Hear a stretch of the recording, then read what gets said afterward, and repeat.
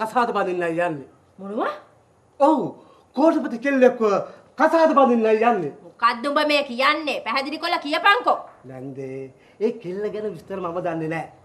ඒ පවුලේ ඉන්න ඒ කෙල්ල විතරයි. ඔව් දේපල ඔක්කොම ඒ කෙල්ලට. අන්දරේට තියෙන්නේ ඒ කෙල්ලව කසාද බැඳලා බලා හදාගන්න එක විතරයි. අනේ සාදු සාදු. නිවන් සප ලැබේවා. මගේ කොල්ලට වරදින්නේ නෑ.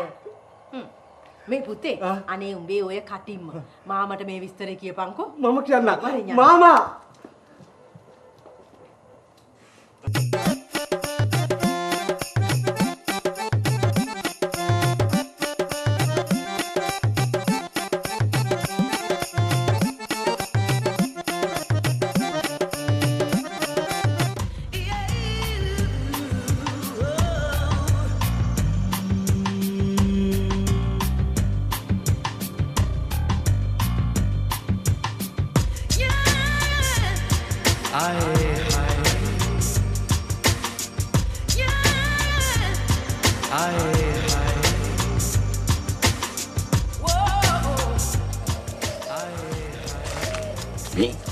කෙල්ල ඇවිල්ලා නම අර